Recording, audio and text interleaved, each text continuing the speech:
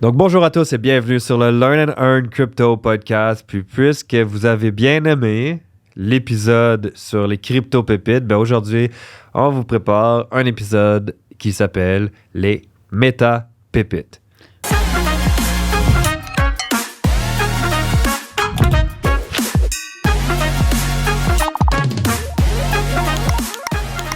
Les méta-pépites pour Metaverse et non pas Meta, la compagnie étant Facebook avant. Ouais, juste pour préciser. Puis on va préciser aussi qu'on n'est pas des conseillers financiers. Rien de ce qu'on va dire doit être interprété comme un conseil financier. Donc, vous êtes au courant, vous le savez, c'est que de la...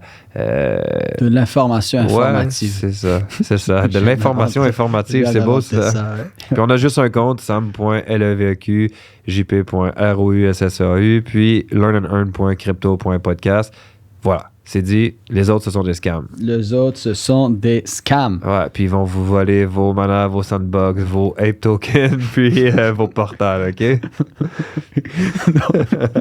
Donc, sur ce, nous ne sommes pas des conseillers financiers. Vous devez faire vos propres recherches et vos propres décisions. Je répète, je sais que JP l'a dit, mais je le répète, faites vos propres recherches et vos propres décisions. C'est risqué comme Terra Luna présentement. Yes. Ben, présentement. C'est déjà fait, là, mais... voilà. Terra, c'est plutôt mort, mais bon. Donc, sur ce, les méta-pépites. Yes. Pourquoi les métaverses? Parce que dans l'épisode où on avait parlé de, justement, bâtir son portfolio comme une maison, qu'est-ce qu'on avait dit? On avait dit, tu fais la base, la fondation, bon, les projets comme Ethereum, Bitcoin, etc. Ensuite, tu as les projets qui font circuler l'argent. Et on avait dit, bon, par exemple, des Uniswap et tout ça qui vont faire circuler l'argent. Et on avait dit ensuite le toit. Et le toit, qui est la dernière étape, on avait dit de regarder justement c'est quoi la prochaine vague. C'est où que le futur nous amène. Et moi, quand je vois Metaverse, vous savez ce que je vois, guys?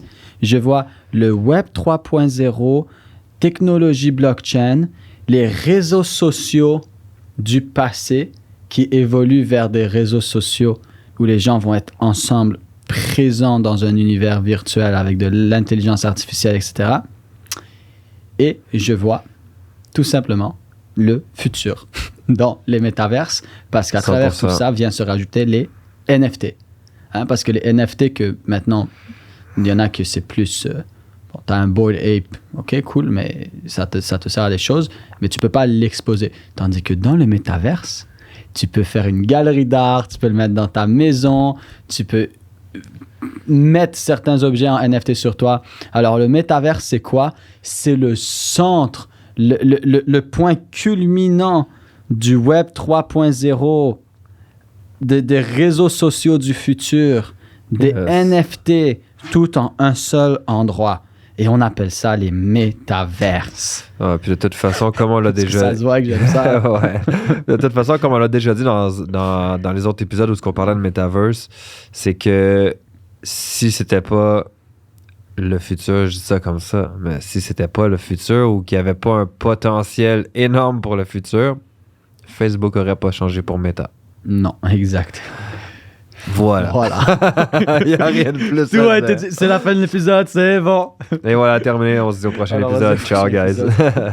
Mais non, mais voilà. En gros, les métaverses, il y en a beaucoup. Alors, il faut faire attention, comme n'importe quel projet crypto, comme n'importe quel NFT, comme n'importe quoi, il y en a énormément qui sortent tous les jours et ça ne veut pas du tout dire qu'ils sont intéressants. Certains sont intéressants, mais sont encore très petits, ce qui veut dire qu'ils peuvent facilement se faire manipuler, détruire, atomiser par de la compétition. Exploser. Vers le bas. Pas toujours vers le haut. Ouais, tu sais, tout le monde, c'est tout de moon. Mais qu'est-ce qui nous dit que c'est pas... Ouais, ben ça peut se ramasser to the grave, un peu comme Luna. Voilà. Donc, aujourd'hui, on va parler de 4 projets. Naturellement, vous faites vos recherches. Mais c'est des projets que moi, j'aime particulièrement. Surtout les 2 premiers. Surtout le premier, en fait. Ouais, surtout le premier. Et le premier, c'est... Mana. Decentraland. On en a parlé à tellement de reprises, mais je pense que les gens prennent ce projet pour acquis sans réaliser le potentiel. On parle quand même de JP Morgan, la 5e plus grosse banque du monde qui a développé son bâtiment Onyx dans Decentraland, bâtiment Onyx qui est relié au département de sa blockchain, qu'on a appris qui est créé depuis 2015, en passant. Et maintenant, JP Morgan est un... C'est pas... D'habitude, les gens sont clients de JP Morgan. Là, c'est JP Morgan qui est un client de Decentraland. OK? On a Samsung qui a déjà leur magasin Samsung dans Decentraland et même que le dernier téléphone Samsung, avant même d'être révélé au public à la télé et en conférence, la première conférence a eu lieu dans le métaverse, dans leur bâtiment Samsung. On a Vice, si vous connaissez Vice, c'est quand même gros, qui a déjà son bâtiment. On a déjà... c'est quel musée? Il y a un musée aux États-Unis, je pense que c'est celui à Los Angeles ou quelque chose comme ça, qui ont pris le musée et ils ont leur musée qui est là depuis 50 ans et ils ont créé le premier musée virtuel officiel. Il y en a d'autres des musées, mais je veux dire officiellement quand même. C'est une entité gouvernementale dans Decentraland. On a les îles Barbados qui sont en train de créer leur premier... comment ça s'appelle? Tu sais, quand tu veux tuer de la police dans un autre pays. T'as vraiment dit ça? Non. Le consulat, là. Pas un consulat, mais en tout cas... L'ambassade. La première ambassade. Je veux dire, ça enchaîne un après l'autre. Ça n'arrête plus. Il y a eu des concerts dedans, mais ça ne finit plus. Il y a des terrains qui étaient à 15 000 $ il y a un an qui sont présentement, même après la correction, à des 600 000 $. Ah, c'est complètement fou. Naturellement, faites vos recherches. Mais ce qu'il faut comprendre de Decentraland, c'est que c'est en train de grandir. C'est énorme. L'argent, les partenariats derrière. Tu sais, il y a Gucci qui a lancé dedans ses vêtements. Il y a Dolce & Gabbana. Il y a ces NFT que tu peux porter déjà sur tes avatars dans différents métaverses, dont Decentraland. Et il y a des gens qui vont me dire, mais Sam, pourquoi j'achèterais un veston Gucci à 5 000 $ pour le porter sur mon avatar dans le métaverse? Puis moi, j'ai une question pour toi. Pourquoi tu l'achètes déjà dans la vraie vie pour le porter dans la rue? C'est le même morceau de tissu fait avec le même matériel en général. La seule raison que tu le portes, c'est parce que c'est écrit Gucci dessus et les gens dans la rue voient que c'est écrit Gucci sur toi. Et tu vas l'acheter dans le métaverse pour la même raison, parce que les gens dans le métaverse vont voir que c'est écrit Gucci sur toi. Tu flexes dans le monde réel, tu vas flex de la même façon dans le métaverse. Et c'est pour ça que des compagnies comme Louis Vuitton, Dolce & Gabbana, Gucci et tout ça sont déjà dans le métaverse. Walt Disney, Adidas, Nike sont déjà dans le métaverse. C'est incroyable ce qui est en train de se passer. Et présentement, le plus gros, c'est Decentraland. Est-ce que ça va toujours être le plus gros? Est-ce que dans 10 ans, il n'y aura pas une compétition qui va venir comme Google, qui va détruire Yahoo et puis MSN et puis tout le tralala? C'est fort possible. C'est fort possible. Je ne serais pas étonné. Mais est-ce que pour les prochaines années, on a une opportunité incroyable de voir des projets comme Decentraland ouvrir la voie justement à de futurs projets et travailler avec des compagnies 100%. Énormes? 100%. Et le métavers, c'est littéralement le futur. On parle, j'en ai expliqué plein de fois, mais on parle littéralement du Web 3.0, de blockchain. On parle des réseaux sociaux avec la réalité virtuelle où je vais pouvoir te serrer la main grâce à des gants et puis je te serre la main et toi, tu es au Canada et moi, je suis en France et on se voit et on se parle et j'entends ta voix et je peux te serrer la main et te sentir comme si je te serrais la main. Et oui, je vais avoir des gants et ces gants-là sont présentement en train d'être développés par Facebook, Meta, qui a investi 150 millions de dollars pour développer ces gants-là. Donc, c'est des choses qui sont en train d'arriver et c'est littéralement... je dis toujours que c'est littéralement comme avoir vu Facebook et tout ça en 2005, 2008, 2010, mais c'est faux. C'est 10 fois plus gros. 10 fois plus gros. C'est incomparable. Facebook, c'est des réseaux sociaux, mais là, on ne parle pas de ça. On parle des réseaux sociaux dans un monde virtuel où les gens vont se voir. Ouais. où les gens vont... Comme ça n'a rien à voir. On va pouvoir faire avec des une podcasts économie dans un univers virtuel. Dedans, avec une économie dedans, une économie réelle. Non, mais voilà. Alors, le premier projet, Decentraland, les gens, je pense, le prennent beaucoup trop pour acquis, ce projet-là. Ils l'ont vu passer de... Je crois que les metaverse tout court, les metaverse tout court sont trop pris, trop pris au sérieux en ce moment. Puis c'est quand même drôle parce que quand tu regardes ça d'un autre angle, ça fait quand même un certain temps qu'on peut dire qu'on prépare mentalement les gens parce que les films sont de plus en plus axés. En fait, je dis pas tous les films, mais il y a de plus en plus de films qui sont axés sur les univers virtuels. 100%. Donc, ça vient quand même préparer les gens mentalement. Après, tu as aussi des jeux comme Roblox qui préparent les jeunes mentalement. C'est un univers virtuel. Minecraft aussi, non? C'est pas aussi la même chose? J'ai aucune idée. J'ai aucune idée. C'est juste que mon ami, ses enfants, ils jouent à Roblox. Mais tu vois, ils ont un terrain, ils ont bâti un restaurant, ils travaillent dans leur restaurant, ils se font donner de l'argent, sauf que l'argent circule dans le jeu et reste dans le jeu comparativement au Metaverse. Puis c'est quand même incroyable parce que tu vois que si ça fonctionne très bien sur les jeunes et que les jeunes entrent dans ces jeux-là, il faut dire que par rapport à notre âge actuel, puis un enfant qui a 10 ans, c'est eux. Tu dis dans 10 ans, regarde dans 10 ans, eux vont avoir 20 ans. Si en ce moment ils sont dans des univers virtuels comme ça va être quoi dans 10 ans, tu comprends? Ils vont rentrer dans les vrais univers virtuels, les vrais metaverses comme Mana, comme Sandbox également. Ils vont déjà avoir développé les compétences nécessaires. Mais c'est ça qui est fou. C'est ça qui est fou. Donc, tout est en train de s'enchaîner en ce moment. Donc, il faut juste pouvoir le réaliser, voir le potentiel, puis après ça, juste choisir le projet que l'on désire se lancer. Il faut faire ses recherches. C'est ça, exactement. Second projet. Sandbox. Sandbox qui sont en train de faire des choses magnifiques, qui sont en train de travailler avec tout le monde. Et je sens que Sandbox, eux, ils vont plus vers le côté divertissement. Alors que...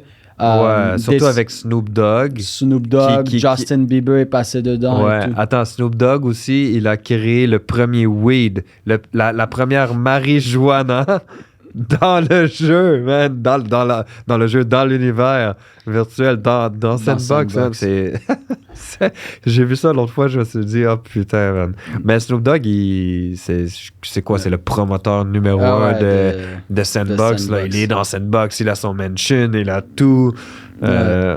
Mais Sandbox, je sens que Decentraland, c'est un peu plus le côté... Le centre-ville business. Je pense que c'est un peu plus le côté sérieux, les casinos, le côté plus sérieux business et tout ça des métaverses. Alors que Sandbox, justement, présentement, il se concentre beaucoup plus sur des concerts, du divertissement et tout ça. Mais je pense qu'il y a énormément d'argent à se faire derrière les concerts, la musique et tout ça. Ben 100%. T'imagines, toi, les artistes de musique qui se mettent à faire des concerts dans Sandbox? Il y en a déjà eu plusieurs, là. J'ai dit Justin Bieber et Snoop Dogg, mais je sais qu'il y en a eu plusieurs. Justin Bieber, autres je crois aussi. qu'il l'a fait plus d'une fois. Ouais, il l'a fait plus qu'une fois, Snoop Dogg. Je sais plus combien de fois, mais Decentraland en a eu quelques-uns, mais Sandbox en a eu vraiment plusieurs déjà qui sont passés. Donc, c'est assez impressionnant. Et c'est pour ça aussi que Sandbox vient comme mon numéro 2 présentement. Je crois que c'est comme les deux plus gros compétiteurs l'un de l'autre. Ils boxent ensemble. Dans le coin rouge, Mana. Dans le coin bleu, Sandbox. Puis, dans le fond, il y a des gens qui essayent de parier sur un ou l'autre. Moi... je parie sur les deux. C'est pas un conseil financier. C'est pas un conseil financier, non, bien sûr que non. C'est juste une opinion personnelle.